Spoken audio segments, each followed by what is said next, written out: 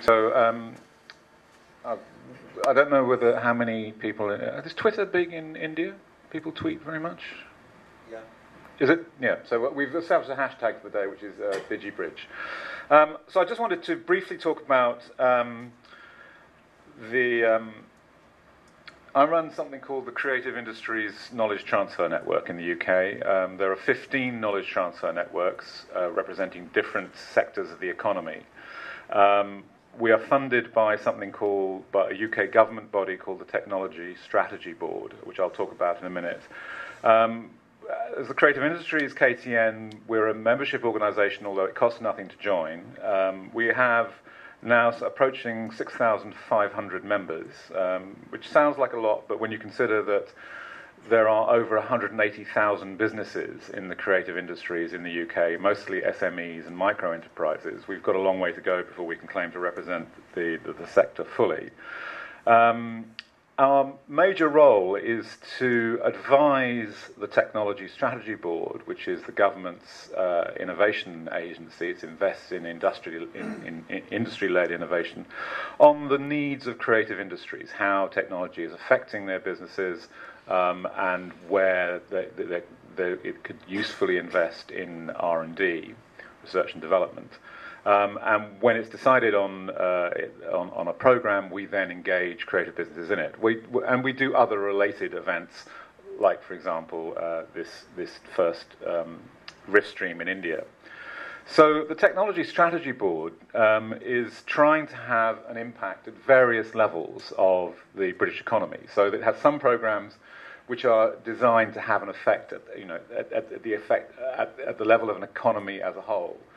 At the moment, that is the major program there is establishment of a number of technology innovation centres called catapults, of which currently 7 are being established in the UK in different areas, including one for the digital economy.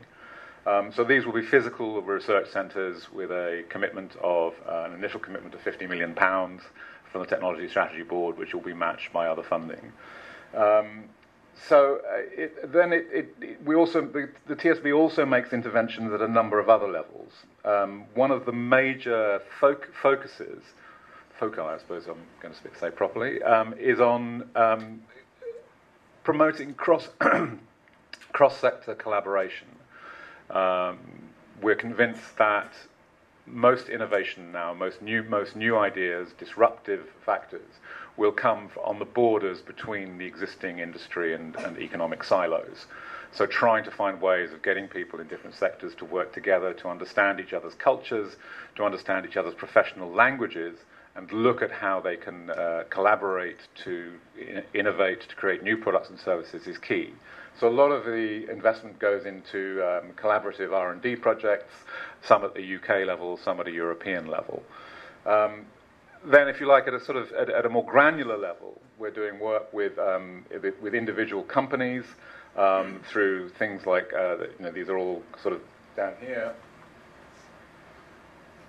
These are sort of grant programs for individual companies. So something like the SMART program, for example, will offer 3 levels of investment for sort of proof of concept, proof of market, and then to create a demonstrator. So everything we're doing is at a pre-market stage to invest in applied R&D in order to enable companies to work in consortia or as individuals to bring new products to market. And then we also work at the level of the individual, working with universities to take PhD students or master students out and place them in a business for a while to help that business develop a new product or service. Just to look at what our current priorities are in the creative industries. This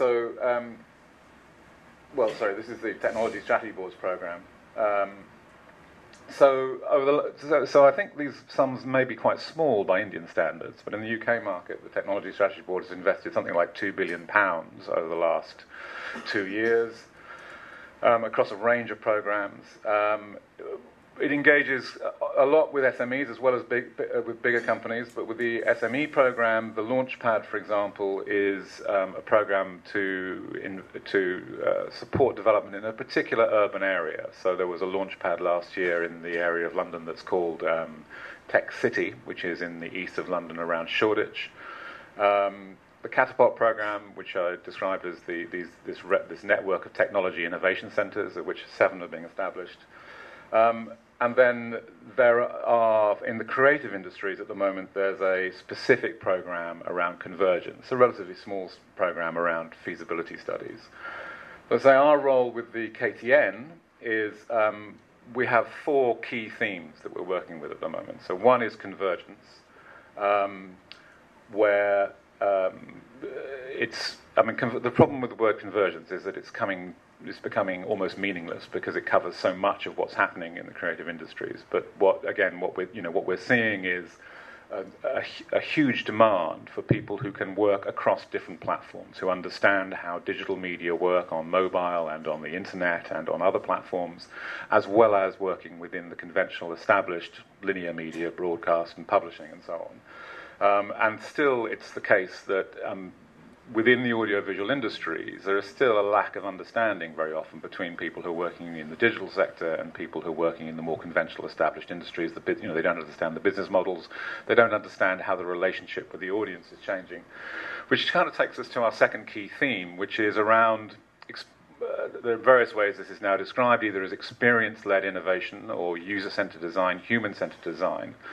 But the process that's kind of grown up alongside the development of the digital industries over the last 15 or 20 years, led by companies like IDEO, design companies, of really putting the user at the heart of a design process, which I noticed from looking at Indian papers since I've been here.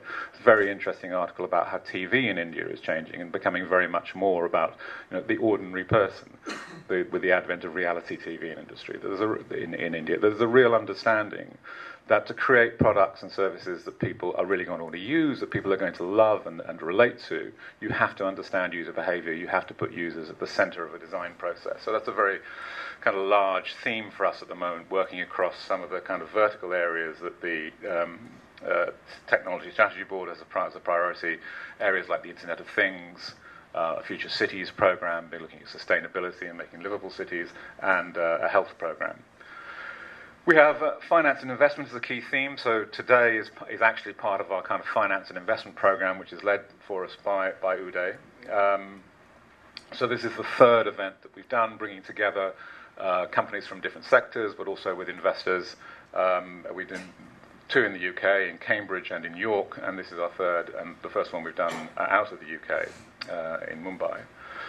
And then linked to that, we're doing quite a lot of work around business models and looking at how business models, supply chains, value chains are being affected by disruptive technologies.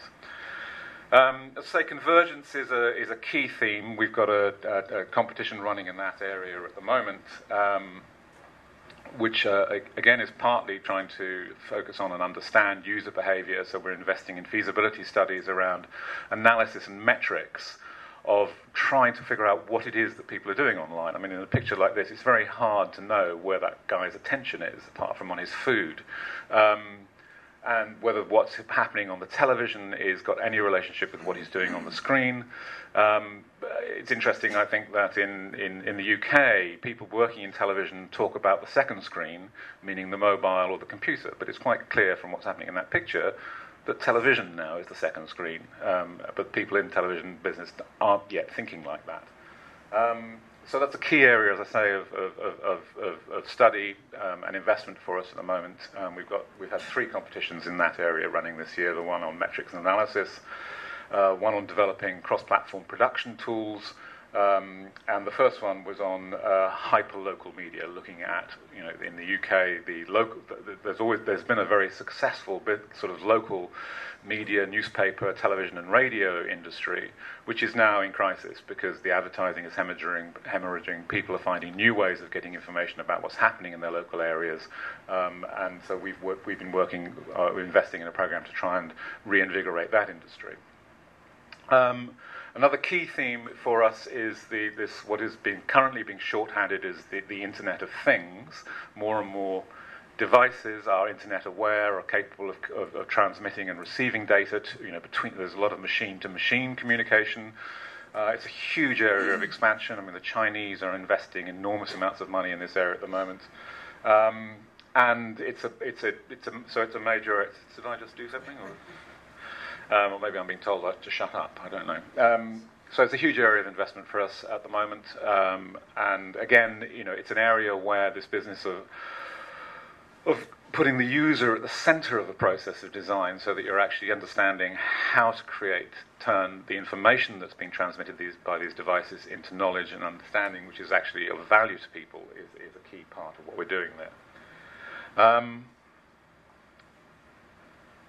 A program we're just getting off the ground is a program of innovation labs. This is something that before I was in my current role, I've been doing for about 15 years now, including 5 years running internal innovation labs at the BBC, bringing together people from different creative sectors, entrepreneurs and investors, for intensive workshops, very often starting with a specific challenge, to invent new products and services, and as I say, to act as a kind of language school between people from different professional cultures.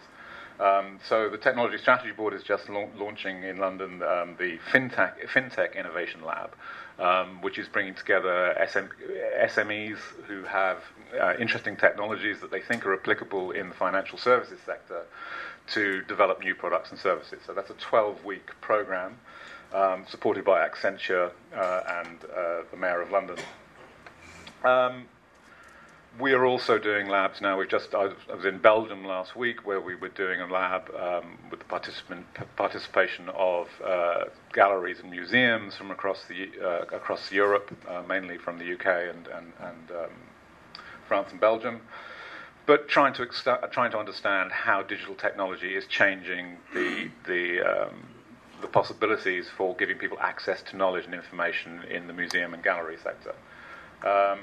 And we're also going to be doing an innovation lab shortly, which brings together the members of 4 trade associations in the UK, led by the advertising industry, the IPA, the Association of Practitioners in Advertising, PACT, which is the Independent Television Producers Trade Association, UKI, which is the Games Trade Association, and BIMO, which is the Trade Association for Digital Agencies.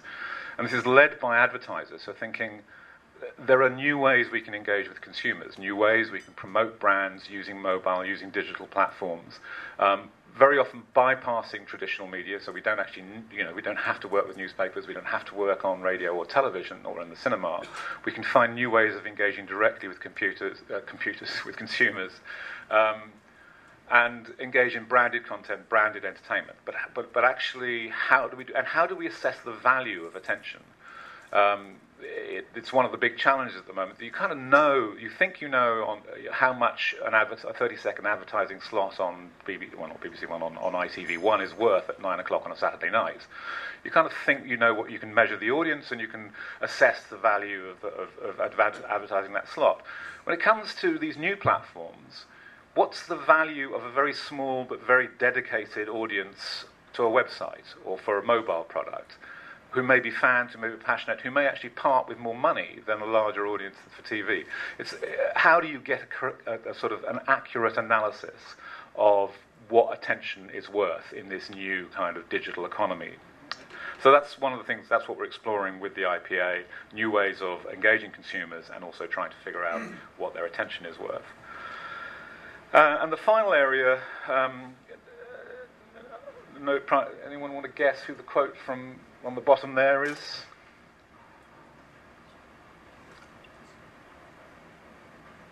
Anyone hazard a guess who might have said that? It is Steve Jobs, of course. And certainly the Technology Strategy Board has been very struck by the fact that, trying to work out why a company like Apple is so successful. And the view is that it is absolutely from a complete blending of design skills, design understanding with very sophisticated technology.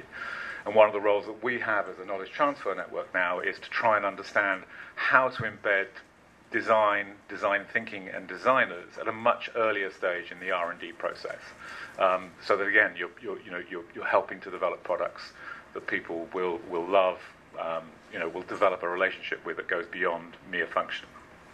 Okay, I've spoken enough now. It's a real privilege for us to be here in India.